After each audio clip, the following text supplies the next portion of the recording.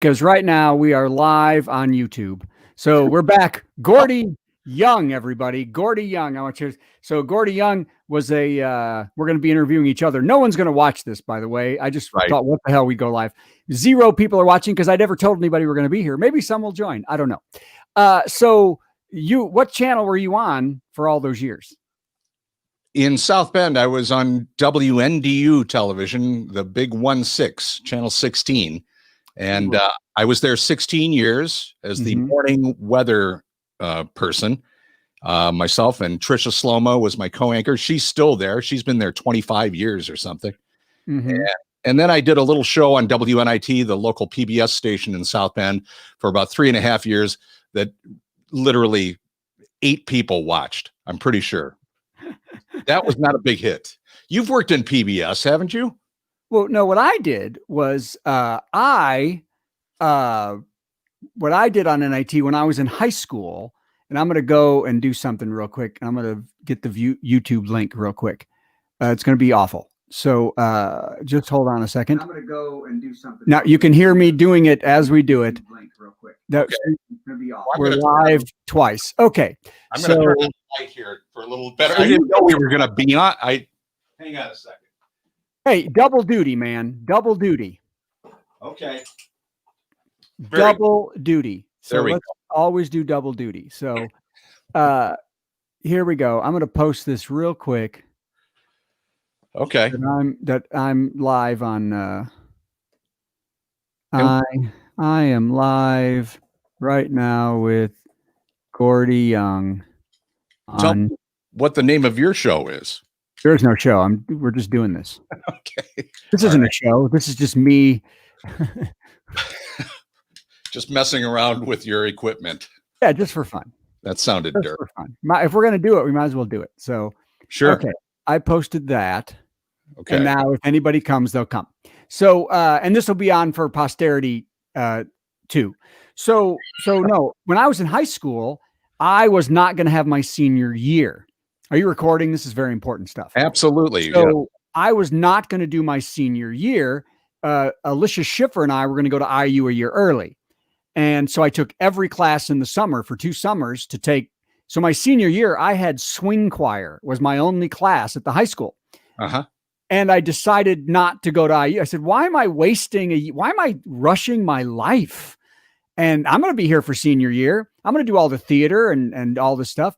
Sure. And so since I only had 1 class, they had a thing where you could spend half your day at WNIT and you would do radio and television, learn radio and television. So I spent the year every afternoon of school doing that and learning how to, and what they made us do was run a lot of the shows. We ran cameras, we ran the board, and then we had to also have class time where we learned how to do radio shows, stuff like that. What year was this, Brad? This is 82 to 83. And this was at WNIT, not WNDU. No, NIT. Yeah. Okay. All right. Yeah. So the public station. And what we did was then when I finished and I went to IU, then the next year I went to go do the freshman orientation and they already had my schedule that I was going to major in television and radio. They're like, well, we know, WNIT called us basically and said and I said, no, I'm going to do theater. I'm not doing theater. I'm not doing radio and TV.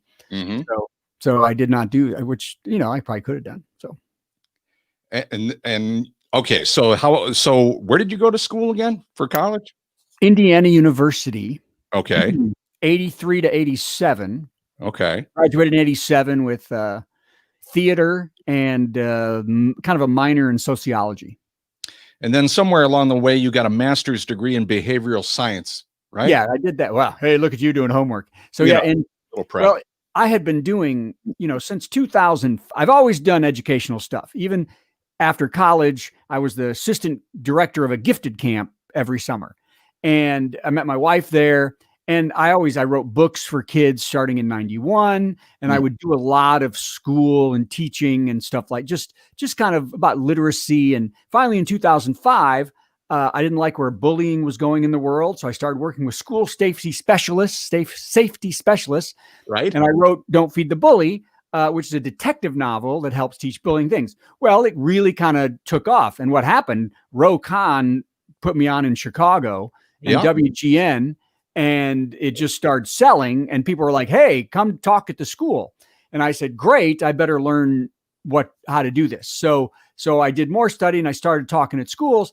And then around 2010, I thought I really, because counselors were asking me to come speak to counselor groups at conferences. Sure. And I thought I really need to have a better grasp, so I thought if I got 3 letters behind my name, so I went to Western and I got a degree. It's a behavioral science and counseling, gifted education, and a lot of school counseling, a lot of brief therapy.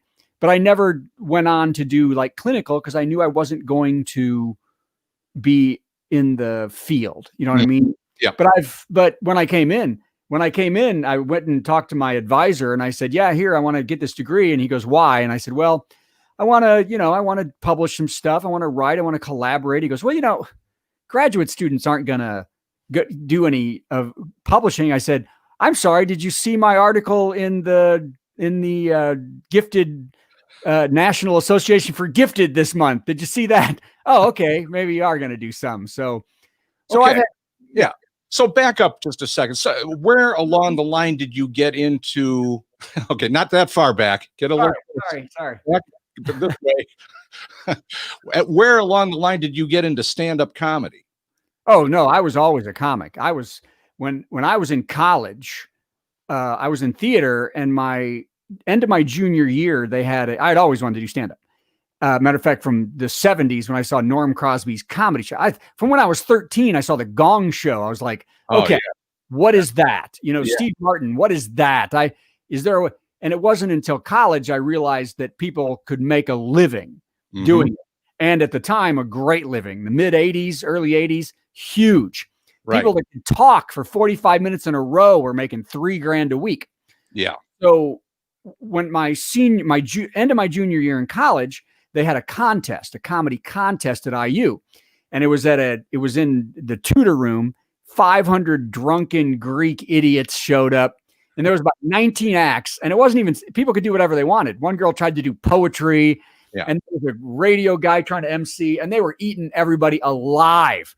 So by the time, and in my book, Hell Gig, which you can still get on Amazon, Hell Gig. You gave me a copy. Yeah, I still have it. About this story is that the radio guy wouldn't even go out anymore. He just introduced okay, you're up next. I'm not going out there. So he introduced me and I went out, and for some reason I had a guitar. I didn't play the guitar. And for some reason, whatever I did was fun. People liked it. I have no idea what it was. What was I didn't even plan. And I thought, hey, I'm hilarious.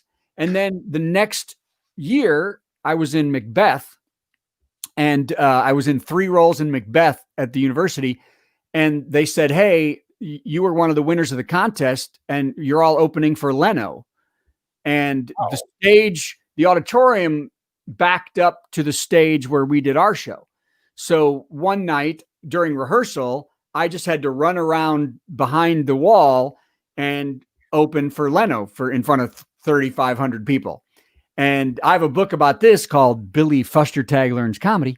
And again, I thought I was so funny, I would just know what to say. And I didn't. I walked out and I was just like, and I finally talked and maybe got a few laughs, but Leno was real great. We spent an hour talking after the show about what are the roads like, stuff like that. And I said, well, then I'm done doing theater. And I started driving to Indianapolis every Monday and Tuesday, because open mic was Tuesday and they did an open mic on Monday at a hotel. So, and on Tuesday you could do 2 shows if you had to show up at Crackers and get on the list, but you could call the Comedy Connection. So no one wanted to go first at Crackers. So I would get to Crackers as early as I could on Tuesday, stand in line, and you would always get on stage somehow. And I'd say, I'll go first. I want to go first. Let me go first. Let me go first.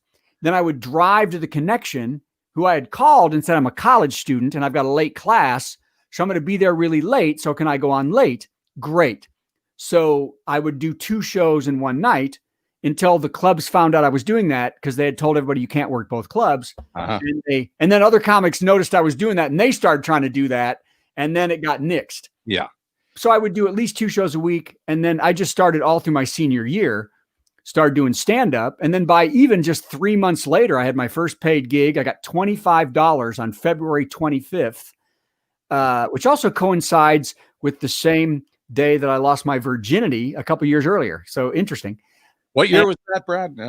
The virginity was, well, I was over 18. So, because I was, and so was she. She was older than me. She was 60. No. So anyway, but yeah, write that down. Got it. So then at the end of my senior year of college, I had 3 choices. I had been offered a spot at the New Jersey Shakespeare Festival to like build sets and do little parts. Mm-hmm. And I would get my equity card, but I had no interest in acting. I had been offered a position for the deaf school in Indianapolis. I'd taken 2 years of sign as a counselor at the deaf school, or just take a $4 an hour job at the comedy club. And I took the $4 an hour job at the comedy club. So I moved to Indy, made literally $100 a week at the most. My rent was $150 until I moved into a room that was $100. And I taught 3 days a week for $10 an hour. I taught gymnastics at the YWCA. So that was $30. And I got $60 on Saturday to teach gymnastics. So I made 90 there and less than 100 at Crackers. And I just did that for 5 months until I met, like, Steve Harvey was the first one to really give me, I came off stage. We were at a party that he showed up to, and he said, look, you're the only funny guy in this town. You're the only, here's people to call, and I'll call them and they'll give you work. So by the time, that was a good break, huh? Yeah. So, I mean, he was a middle act at the time. Mm-hmm. So he was making $600 for the week, and he was very proud. He's like, I don't go on the road for less than $600 a week. Yeah. I wonder if he remembers saying that. So I just had to meet, as I worked in the club, I met a billion comics, and I just talked to them all. And I was the kind of liaison anyway. And then that November, I had 6 months worth of work booked. And back then there was so much work, and you could MC for $300-400 a week. I was booked a year and a half ahead for the next 5 years. So we're talking mid 80s, late 80s. We're talking 87, November of 87, November 14th. I left Crackers, and I have been a full-time comedian until this March. Now, I remember back in 1994 when I moved to South Bend from, I was living in Madison at the time. Comedy clubs were still very active. Mm-hmm. Things were still pretty good, but maybe not as good as the 80s, but there were still a lot of comedy clubs out there. When I moved to South Bend, I discovered Funny Bone, which was at the Scottsdale Mall, the old that was a great club. It was a great club. I was shocked at how good this club was because it was in a mall, and I thought, what is a comedy club doing here? But it turned out to be a really excellent club. And I saw a bunch of people that I imagine you played there a number of times, right? Well, every year. I would do it every year, usually around Christmas. I would do every year. Yeah. I would do that club, and I would either feature, headline, whatever. And they just paid me to do it because people would come, and see me kind of. Right. And I did that. One had a good, they had a good thing going. They had a number of franchises all over the country, didn't they? There's still a lot of Funny Bones out there. Yeah. There's still 10, 12, 13 funny. Matter of fact, the Halloween show, I talked to the guy in Columbus, books all the Funny Bones and some of the improvs right now. And we were going to do the Halloween show at Columbus, Toledo, Cincinnati, Kansas City, and Des Moines. And then COVID really screwed that up. So yeah, because they went from, 50% capacity to 20% to Iowa's a nightmare just overall COVID wise. So we lost all those shows. Have you ever kept track of how many clubs you played over the years? I mean, you ever look back at all your bookings? It'd be hundreds, right? Oh, what? Thousands. Yeah. I'll tell you this. I have every calendar from 1988 on. Wow. I still have, you could look. Matter of fact, Felicia Michaels is a comic who's, she took a lot of years off, but she was getting very famous back in the day. She was very dirty, beautiful. She did Playboy. She was getting a lot of heat. And I had written down, I showed her one time she's on Facebook. I said, look, I have your name at the club. I said, oh, look, I'm working with Felicia Michaels this week. And then she didn't show up. She canceled because it didn't pay enough or something, or she heard I was there. I don't know. Yeah. So you mentioned Crackers in Indianapolis. Did you play in Bloomington too? What's the big club there? Well, now the Comedy Attic is in Bloomington, but that's only been there for the last so many years. Okay. Back in the day, it was Bear's Place. Okay. Bear's Place did 2 shows on Monday for 25 years. Wow. And one of the things, and it's a beautiful room. You'd kill there. It was amazing. I never worked it when I was in college because I didn't do stand-up. It wasn't until literally I'd been on the road 3 or 4 years before I started going back. And then I did Bloomington, twice a year until they stopped doing it. And the Comedy Attic, I haven't, we're at a point where I stopped working clubs mostly. So getting into clubs the money wasn't there. I was working cruises that pays a ton of money. The shows are amazing, so I just never pursued it. What about what's the place in Fort Wayne that's been there forever? Gone. No, he bailed. Well, and I worked there my first year in comedy, and then he and I got in a big fight about something, and I didn't talk to him for 20 years. And then I got asked to do a CD taping called The Best Comics in Indiana. And what they did was they had like 20 comics come in, and everybody did 10 minutes. And he paid you $50 a minute for every minute he used on the CD. So at the end of the show, he comes up to me and he goes, these comics are horrible. So I'm going to buy 10 minutes from you and 10 minutes from another guy and 5 minutes from another guy. And he goes, hey, you did a CD that I've got of dirty jokes with this guy. Can I buy like 30 minutes of that? Okay. So he gave us like $3,000 and he put out this CD, and it wasn't The Best Comics of Indiana. He called it, and it's still out there. You can find it. Don't buy it, but it's called, what is it called? I can't think of it. It's a real creepy name. It's got a nurse on it. It's really gross. But yeah, so he just paid me like $3,000, and he only used 3 of us on the entire CD. But I went to the club, and that guy was like, hey, you piece of garbage. And I said, do you even know what we were fighting about? And he goes, no. And I told him, I said, well, because, he hired me to write for his television show, and I would write jokes, and he was supposed to pay me $20 a joke. Right. And then he would change a word and say he didn't have to pay me. Yeah. And he never paid me anything. And then I literally wrote the entire bit, his opening bit, my whole bit. And at the end, it was me as coming out as a mime, and I would talk, and he would like make fun of me for talking. And all he did was change the last line, and then he didn't pay me the money. So I got mad, and he got mad, and then 20 years went by, and then I headlined there quite a bit until he closed. I will be in Fort Wayne October 24th, everybody. There's a guy, Mike Moses, who is his friend, who it's called the Fort Wayne Comedy Club, and he does it in a hotel. Sure. Yeah. But I'll do that on the 24th. All right. Talk about the cruise business, because that's also, there's nothing happening because of COVID, is there? Or, I mean, they're trying to, or is it? I'm not a spokesman for Carnival or any cruise line, but here is what's happening. So as you're right, in March, they stopped, but the CDC and the government have said that they can cruise starting November 1st on a limited basis. Mm-hmm. And what happened was MCS Cruises in Europe, they did 2 cruises. They've been doing cruises now for the last couple months, just 2 ships, a small itinerary. They test everybody, and they have had 0 cases the whole time. And if you get off the ship, you have to go on an excursion. And if you leave that excursion, you're done.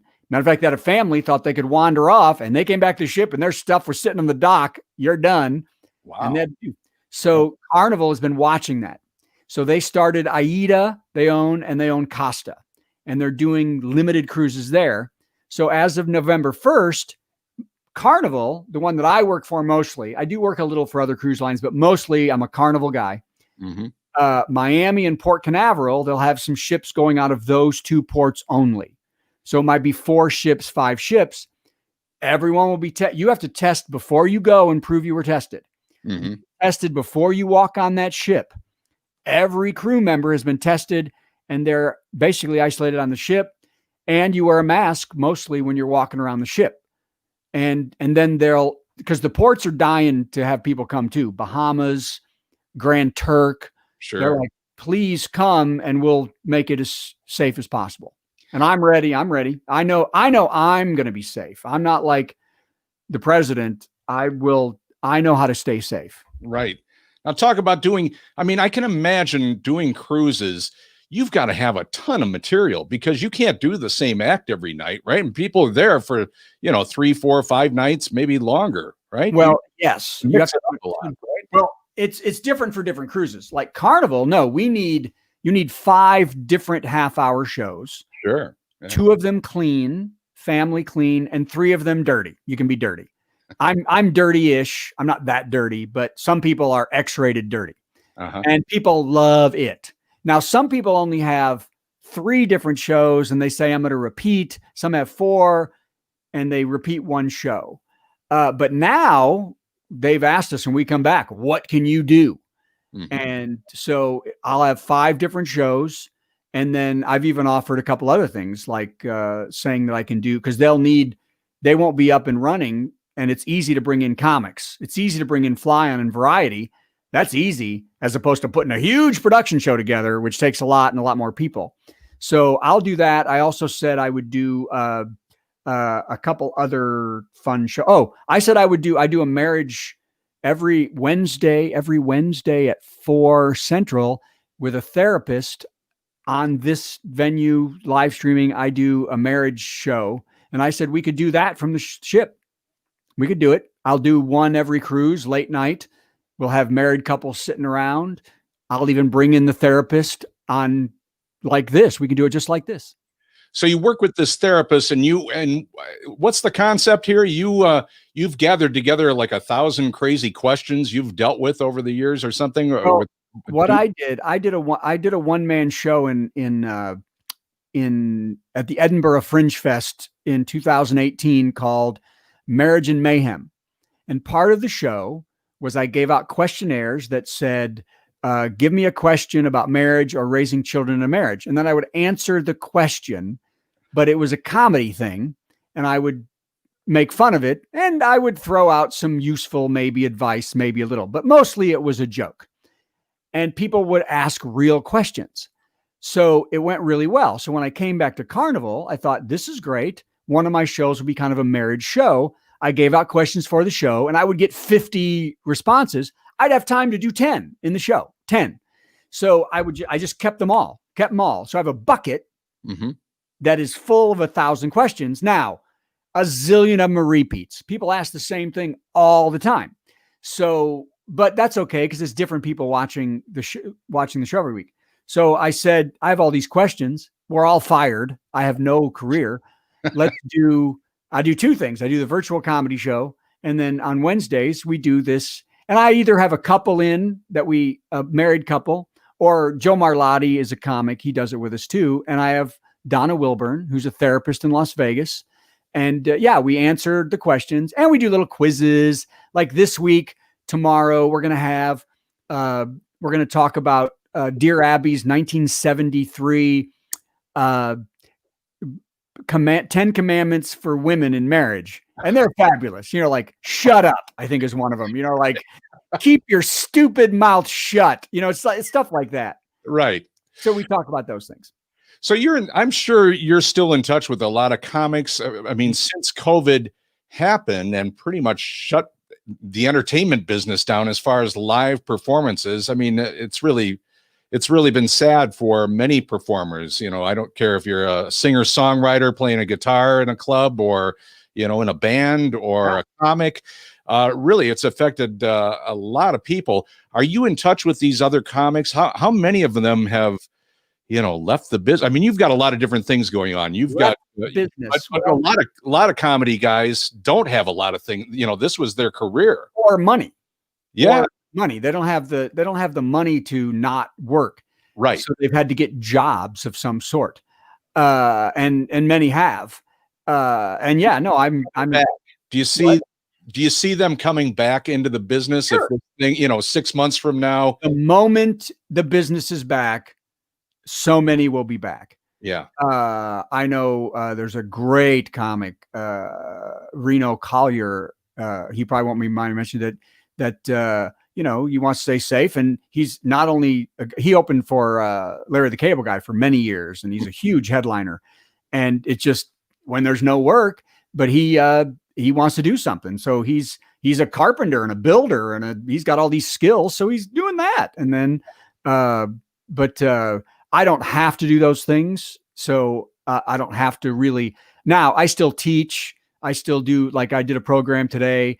I do the presidential poems thing. So I work for Field Trip Zoom. I work for Cisco. I work for OutSchool, and that's some money. And I still do now. I'm back to I'll do crackers again this month. I'll do some one-nighters, corporate. It's not a living. I may make $2,500 this month. And, in July and June, it was, $10, but if people out there, you've done corporate, you've done all kinds of comedy, but if people want to get a hold of you or find out about your books or your CDs, and especially you've got that Halloween CD, I think you made last year. We're doing show. Matter of fact. Yeah. Well, the Halloween CD is called Vampires Ball Ultimate Halloween Party. And you can go to here. Let's watch this. I'm going to do something. Watch this. Do your promo, but, let me do some promo. You have the it's web. ultimate HalloweenParty.com. Okay. Watch this. On my thing, I just added a banner on my thing. It says ultimatehalloweenparty.com. I see it. And you can get the album. There's also videos and stuff like that. And they are the greatest Halloween songs ever written. But Friday night, we are doing a live, we're going to Zoom it and be live streaming. We're going to do the show. We're going to start doing the show live. Also, I will be at Crackers Comedy Club on the 17th and 18th with Steve doing live Halloween shows, and in Fort Wayne on the 24th. So bring the kids, bring the family, everybody's distanced. We'll do a costume contest with people far away, free candy that we'll throw at you, and we won't get near you, and we'll do the songs. And this Friday, tell us again what time that show is and where people can see that. They can see that online. So what people can do is get a hold of me. Okay. And the best way to do that is probably, but there's so many ways to get a hold of me. Is to get a hold of me on TikTok. No, I'm just kidding. So to get a hold of me on Snapchat, kids. No. Facebook is always good. If you're a Facebooker, go to Brad Tassel. And I'm easy to find. With 2 S's and 2 L's. Also, bradtassel.com. You can email me. But the best way is just through Facebook or, Instagram. Just get a hold of me. virtualcomedyshow.com. Okay. I'm going to put the show up there. And you can come on at 5 p.m. Central on Friday, and you can watch us stumble through the Halloween show. Okay. That we've been rehearsing. And now where are you? You're in Kentucky, right? You're based in Bowling Green, Kentucky. Okay. You've been there for a number of years, right? Since 2008. We lived in Santa Claus until 2008 for 15 years. Santa Claus, Indiana. You don't know Santa Claus? No. Oh, it's in southern Indiana. It's where Holiday World is. How do you not know it? I didn't spend a lot of time in southern Indiana, mainly northern Indiana. Oh. Yeah. So we were there, and now but my wife's a professor at Western Kentucky, which is why I got my degree there, because it was cheaper. And how are mom and your dad and everybody up north? The whole family's in Mishawaka. Yeah. And Doc Pierce's is going great guns. They're busy as all get out. They're staying safe. They've mass, separated, but they're doing great business. My mom is, 40 years old now, and I'm 55, so that's weird, but yes, but still running 12 hours a day. My dad is, 47 and I'm 55, and he is they're still working it every day. They've sold all the other restaurants, and they're working Doc Pierce's. Matter of fact, I have a Doc Pierce's ad that could be on your show. Let me ask you a question. Please. What are you doing? How are you getting your podcast on Spotify and those places without paying money? I can tell you to go to buzzsprout.com. Buzzsprout. Yes, Buzz Sprout, buzzsprout.com. And any podcasters out there, in fact, I do a little bit of promotion for them on my podcast, but buzzsprout.com, I highly recommend it. It's the easiest way to put a podcast together and to get it distributed, because they can get you on about 10 different directories, all the big ones and then a bunch of smaller ones. And so check that out. Well, I've got like 20,000 marriage question shows, audio sitting around. There you go. I would like to do more than just have sitting on YouTube and sitting on, Facebook and stuff. I'll talk to you. I'll email you some information. Okay, I could, you help me, I help you. That's the way this thing works. We're going to sell drugs to each other. Sure. The last time that I saw you, Brett, in fact, this may have been the only time I saw you perform. It seems like I saw you 2 or 3 times, but the last time that I saw you, there was this guy around South Bend who was trying to do a comedy club. This was long after Funny Bone had ended, and he started this thing called the Laugh Comedy Club, I think, or this Laugh Comedy. That sketchy lawyer guy? Yeah, that guy. I don't want to even say his jail, maybe. But I can't remember his name. Okay, me either. But this was at an Italian restaurant. Mm-hmm. Hang on a second. I'm getting a phone call. Wow, that's important. Let me push that off. The podcast is important. Anyway, you know what I was impressed with? You did mainly you were doing crowd work at this. Terrible. I didn't want to show my act. He'd steal it. It was actually really funny. It was like it was like you were doing great crowd work, kind of like Todd Barry, just talking to the crowd. And is that what Todd Barry does? Yeah, that's pretty much what he does. I didn't know that. But you know what I was really impressed with? You were working with the younger, there were a bunch of, wannabe stand-up comics that were, just there for open mic night or whatever.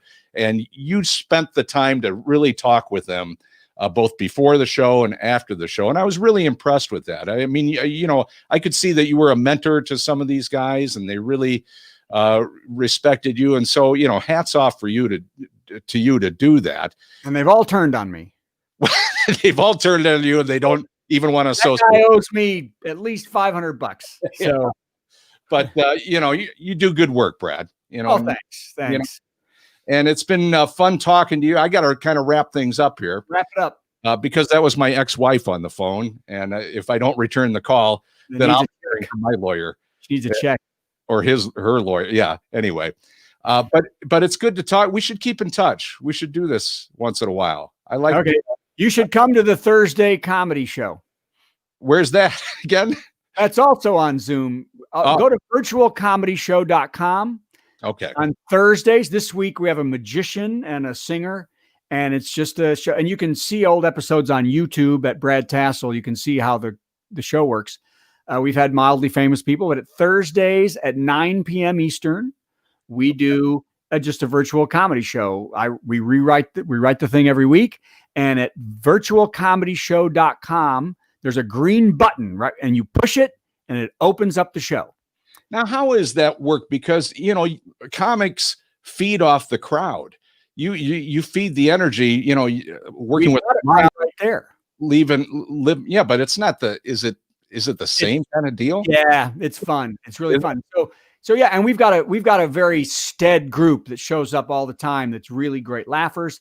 And I've been doing virtual comedy stuff since 2005. I've been doing Cisco Systems gave me a video conferencing studio. Nice. I'm hardwired in.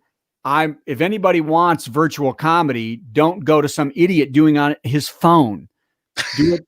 Hook on somebody who's got 7 devices running, who's got professional level quality stuff and an amazing act. That's do you have sound effects, Brad. Do you have laughter? I could in 5 minutes if I wanted to. Do you have applause? I mean, do you have a shot? If I reach over to this thing and change one thing on it, then I would. But so yeah, and I've got a set thing behind me. I can put up. So people need to get a hold of me to do all that. Good enough, Brad. Well, listen, it's been fun talking to you. All right. Thanks for being on the show. And thank you for being on this show that nobody watched. Okay, lots of laughs to you. All right, man. Thank you very much. So long. Bye. Bye-bye. That was Gordy Young, everybody who didn't watch this. And Brad we'll see you later. Brad Tassel right here.